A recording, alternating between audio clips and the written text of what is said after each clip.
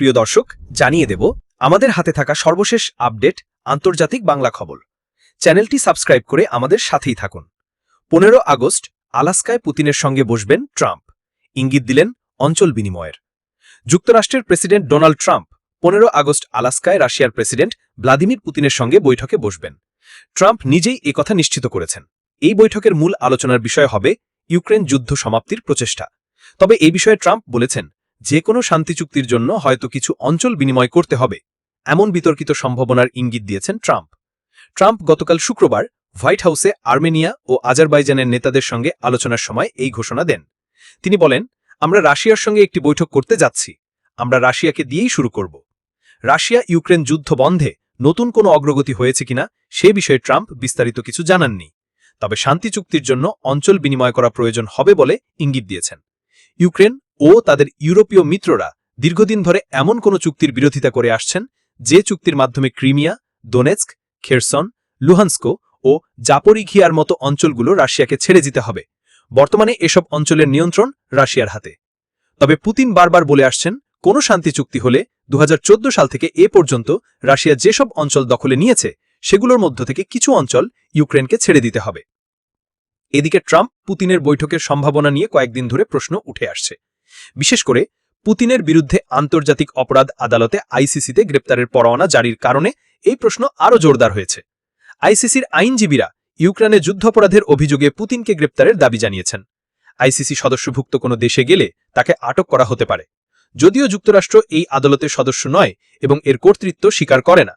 Trump গতকাল জানান, আলাস্কায় তিনি পুতিনকে স্বাগত জানাবেন। এর আগে 2019 সালে এই দুই নেতার মধ্যে সর্বশেষ সরাসরি বৈঠক হয়েছিল। এদিকে ইসরায়েলে অস্ত্র রপ্তানি বন্ধের সিদ্ধান্ত জার্মানির। ইসরায়েলে অস্ত্র রপ্তানির অনুমোদন আর দেবে না জার্মানির সরকার। পরবর্তী সিদ্ধান্ত না হওয়া পর্যন্ত এই আদেশ বহাল থাকবে বলে জানিয়েছেন দেশটির চ্যান্সেলর ফ্রিডরিশ মের্জ। শুক্রবার এই সিদ্ধান্তের কথা জানিয়েছেন তিনি। জার্মানির এই সিদ্ধান্ত বেশ তাৎপর্যপূর্ণ, কারণ আন্তর্জাতিক বিশ্বে জার্মানি ইসরায়েলের সবচেয়ে ঘনিষ্ঠ মিত্রদের মধ্যে অন্যতম। রাজনৈতিক বিশ্লেষকদের মতে গত 2 বছর ধরে গাজায় ইসরায়েলি বাহিনীর চলমান নিষ্ঠুর সামরিক অভিযান, গাজা উপত্যকা নিয়ন্ত্রণকারী গোষ্ঠী হামাসকে গাজা থেকে বিদায় করতে না পারা এবং নেতানিয়াহুর সাম্প্রতিক সম্পূর্ণ গাজা দখলের অভিপ্রায়ের কারণেই এই সিদ্ধান্ত নিয়েছে জার্মানি। চ্যান্সেলর ফ্রিডরিশ মের্জের বক্তব্যেও তার আভাস পাওয়া গেছে।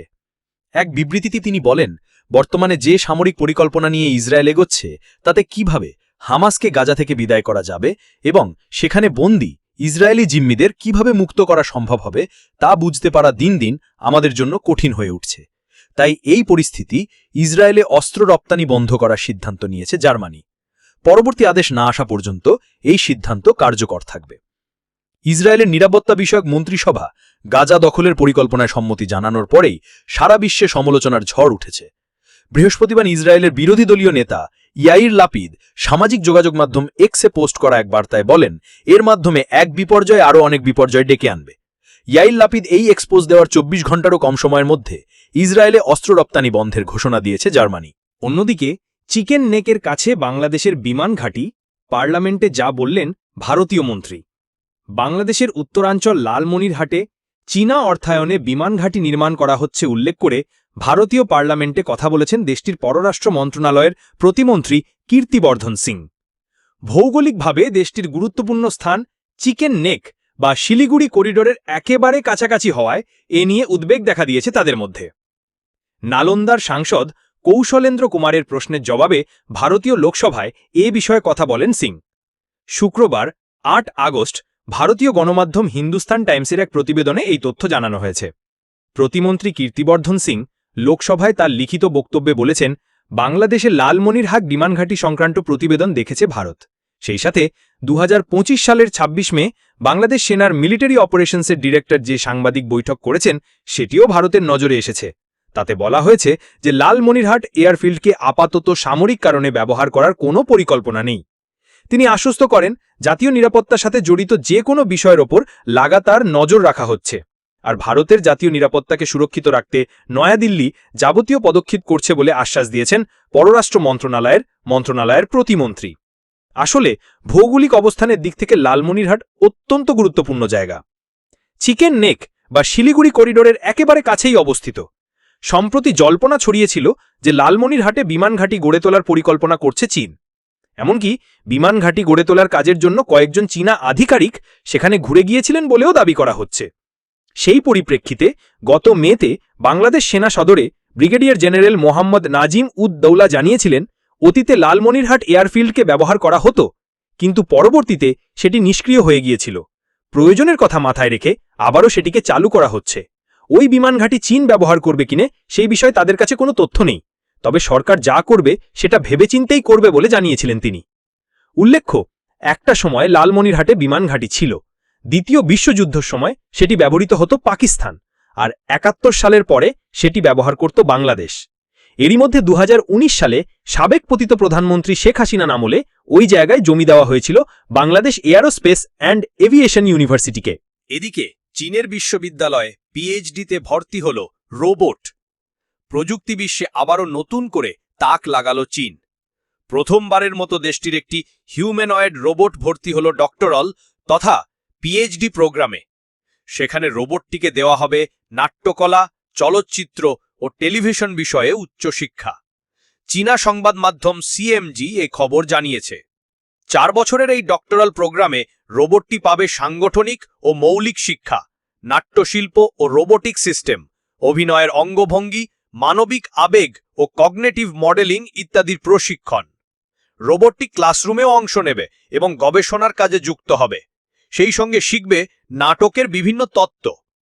পরে অবশ্যই জায়গা হবে কৃত্রিম বুদ্ধিমত্তা ও পারফর্মিং আর্টস সংযুক্ত গবেষণাগারে। সুয়ে বা ০১ নামের রোবটটিকে সাংহাই থিয়েটার একাডেমিতে নাট্যকলা বিষয়ে পিএইচডি প্রোগ্রামের শিক্ষার্থী হিসেবে ভর্তি করানো হয়েছে। ভর্তির আনুষ্ঠানিকতা সম্পন্ন হয় সম্প্রতি সাংহাইতে অনুষ্ঠিত ২০২৫ ওয়ার্ল্ড আর্টিফিশিয়াল ইন্টেলিজেন্স কনফারেন্সে। সুয়ে বা ০১ এর নির্মাতা হচ্ছেন লি লিংটু ও তার দল। Shanghai university of science and টেকনোলজির অধ্যাপক এবং ড্রয়েড অ্যাপ নামের একটি কোম্পানির প্রতিষ্ঠাতা লি লিংটু। রোবটটির নকশা করেছেন সাংহাই থিয়েটার একাডেমির অধ্যাপক ইয়াং চিংচিঙ্গি। রোবটটিকে বলা হচ্ছে দেহযুক্ত কৃত্রিম বুদ্ধিমান সত্তা। ডেভেলপার লি বলেন, আমাদের লক্ষ্য এমন এক পারফর্মার তৈরি করা যা মানুষের আবেগ বুঝবে এবং শ্রোতাদের কাছে আবেগপূর্ণ শিল্প উপস্থাপন করতে পারবে। তিনি আরও বলেন, মানব অভিনেতা একাধিক শোয়ের পর ক্লান্ত হয়ে যায়, রোবট তা হবে না, এটি দীর্ঘস্থায়ী সঙ্গী হিসেবেও কাজ করতে পারবে। রোবটটির বিকাশ শুরু হয় ২০২১ সালে। ওই সময় দুই প্রতিষ্ঠানের মধ্যে আর্টস ও রোবোটিক্স প্রযুক্তি নিয়ে যৌথ কৌশলগত সহযোগিতার ভিত্তিতে একটি মানব সম্পদ উন্নয়ন কর্মসূচি চালু হয়। সবশেষ জানিয়ে দেব, ভারতের অর্থনীতি মৃত। ট্রাম্পের মন্তব্যের বিরোধিতা বাণিজ্যমন্ত্রী পীযূষ গোয়েলের। সম্প্রতি নিজের সামাজিক যোগাযোগ মাধ্যম ট্রুথ সোশ্যালে মার্কিন প্রেসিডেন্ট ডোনাল্ড ট্রাম্প লেখেন, ভারত ও রাশিয়া দুই দেশের অর্থনীতিই মৃত। তবে এ মন্তব্যের বিরোধিতা করে ভারতের বাণিজ্য ও শিল্পমন্ত্রী পীযূষ গোয়েল বলেন, ভারতের ৬.৫০% প্রবৃদ্ধির হার এবং কৌশলগত বাণিজ্য সমন্বয় দেশকে আরও সাফল্যের দিকে এগিয়ে নিয়ে যাচ্ছে। শুক্রবার ৮ই আগস্ট বিটি ইন্ডিয়ার ইভেন্টার বক্তৃতায় একথা বলেন তিনি। এ সময় পীযূষ গোয়েল ক্রমবর্ধমান শুল্ক বাধা সত্ত্বেও যুক্তরাষ্ট্রের সঙ্গে আলোচনা সহ বিশ্বব্যাপী বাণিজ্য অংশীদারিত্ব জোরদার করার জন্য ভারতের চলমান প্রচেষ্টার কথা তুলে ধরেছেন। গোয়েল আত্মবিশ্বাস প্রকাশ করেছেন যে ২০২৫-২৬ অর্থ বছরে ভারতের রপ্তানি গত বছরের $৮২৫ বিলিয়ন রেকর্ড ছাড়িয়ে যাবে। তিনি বলেন, আমরা অনেক দেশের সঙ্গে আলোচনা করছি, যেমন ওমান, ইউরোপীয় ইউনিয়ন, যুক্তরাষ্ট্র, চিলি, পেরু, নিউজিল্যান্ড, আরও অনেকে ভারতের সঙ্গে আলোচনা শুরু করতে চায়। ভারতের ১৪০ কোটি মানুষের জনসংখ্যাগত সুবিধা এবং এর বিশাল অভ্যন্তরীণ বাজারকে বিশ্বব্যাপী বাণিজ্য আগ্রহ আকর্ষণের মূল কারণ হিসেবে তিনি উল্লেখ করেছেন। ভারত এবং যুক্তরাষ্ট্র গত মার্চ মাস থেকে একটি দ্বিপাক্ষিক বাণিজ্য চুক্তি নিয়ে আলোচনা করছে, যার পরবর্তী ধাপের আলোচনা আগস্টের শেষের দিকে নির্ধারিত হয়েছে। ৭ আগস্ট থেকে শুরু করে ২৫% এবং ২৭ আগস্ট থেকে বাকি ২৫% যুক্তরাষ্ট্র ভারতীয় পণ্যের উপর মোট ৫০% শুল্ক আরোপ করার পর এই আলোচনা জরুরি হয়ে পড়েছে।